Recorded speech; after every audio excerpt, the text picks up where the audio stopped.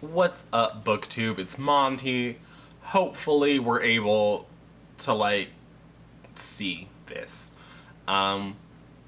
This is the first video that I'm filming with the camera that I bought earlier this month. I finally am in a situation to where I was able to finagle a viewfinder where hopefully the audio is okay. We're gonna launch into this. We're just gonna go for it. Just a wrap up.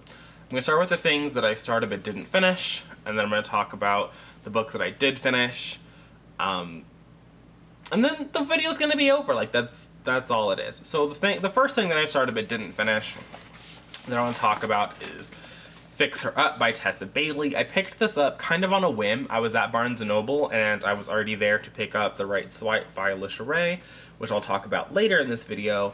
And I was like, you know what, let me get this one too, because I heard really good things about this one, and so I was like, I might as well. The plan wasn't to the plan was probably to finish this month. The fact that I didn't doesn't really bother me. Now, to be fair, I am recording this before August is officially over, so there is time. There is theoretically a situation where I finish this and all is well, but I don't foresee that actually being the case, and so it is what it is. This one, so far, I understand the hype. I'm not going to get too much into it. I'll talk about more when I actually finish the book. I will leave a link to Oz. As always, I'll leave a link down below so you can read the Goodreads description. But because everybody and their mother read this for Smuttathon, I think that, you know the gist. The next book that I want to talk about is House of Salt and Sorrow by Erin A. Craig. I don't hate this book. I don't even have any kind of strong feelings because I only read 25 pages, and I only read those 25 pages because I left Fix Her Up in the car, and I had a little bit of time to read at home before I needed to do anything. So I read 25 pages of this. I enjoyed those 25 pages. I will pick this up again. I don't know if I'm going to get to this in September. I might save it for October. I think that's when I'm going to try and get back into some fantasy-esque reads. But so far, so good. I appreciate this. I don't have any thoughts or opinions because it's been literally 25 pages, but I did start this technically. And the last thing that I started but did not finish is volume 8 of Deadly Class, 1988, Never Go Back. I don't really care about this graphic novel series. I picked it up earlier this year so I could watch the television show, and then I heard nothing but questionable things about the television show, and then the television show was canceled, and I just kept reading. And they're okay. They're not great. I really find it hard to recommend them. I don't really jive with the art style.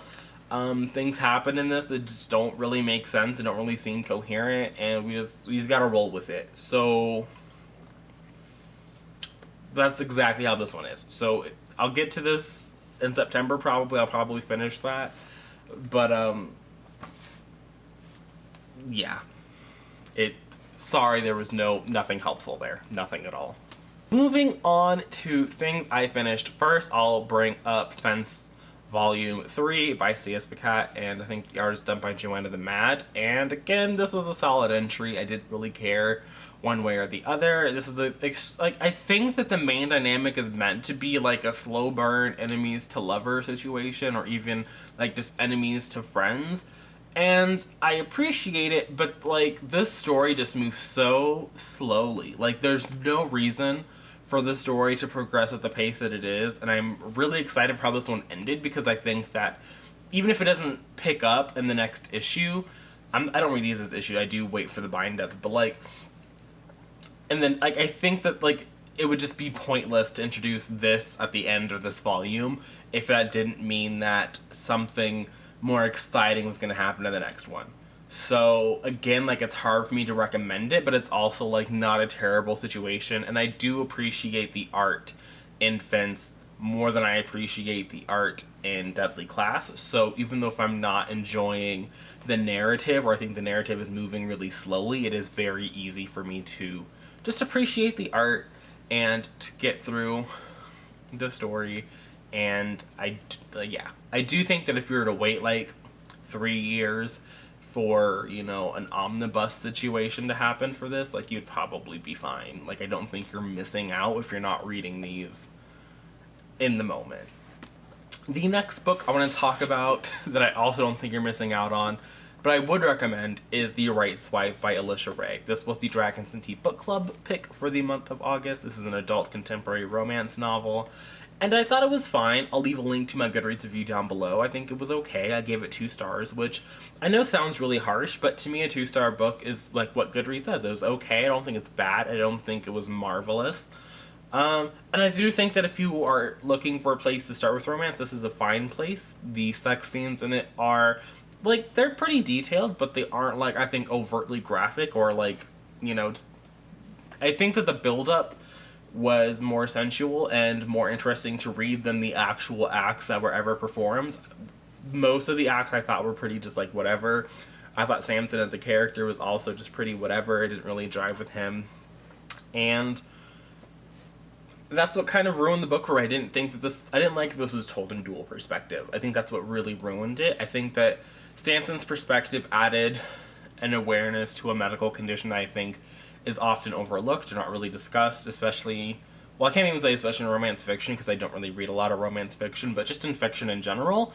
So I appreciated that, but I also felt that it just, every time we went into his perspective, it was like a disconnect. I also felt that this book just kind of wrapped up too soon to, like, be a series of standalones that kind of were tethered together with similar characters.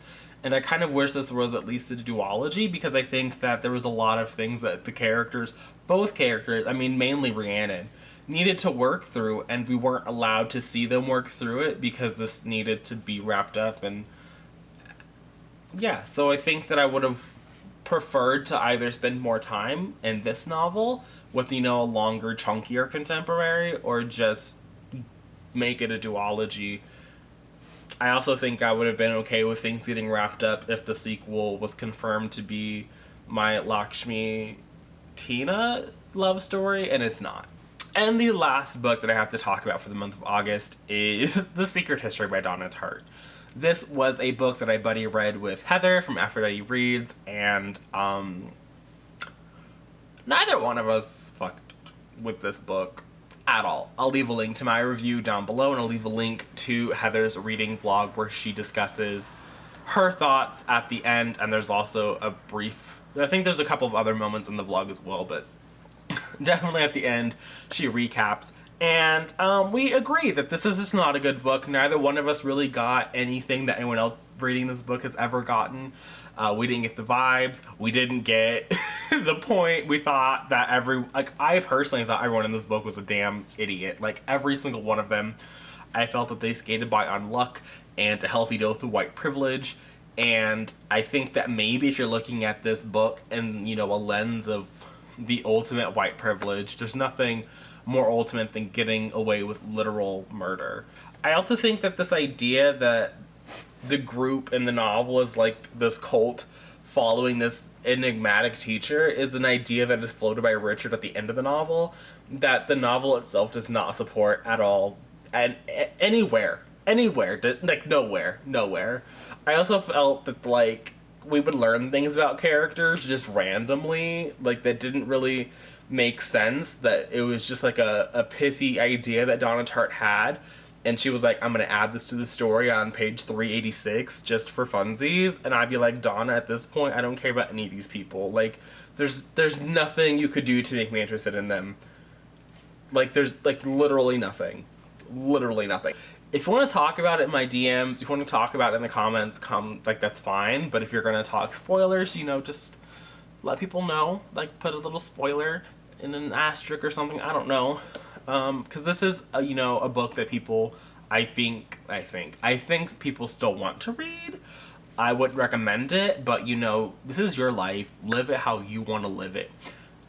So that's what I have to say about The Secret History. I will not be doing a separate standalone review as much as I would love to, because I would love to not think about that book even more.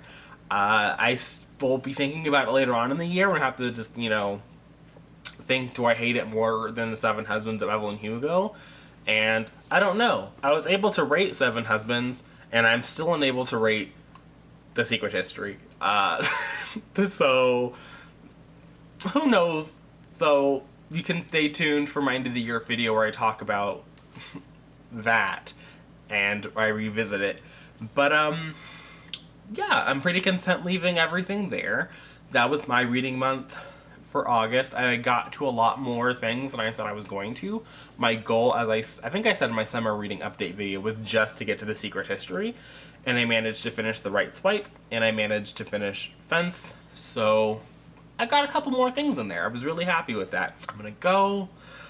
Thanks for watching. I really appreciate it. I'll see you guys again on Wednesday with another video. But until then,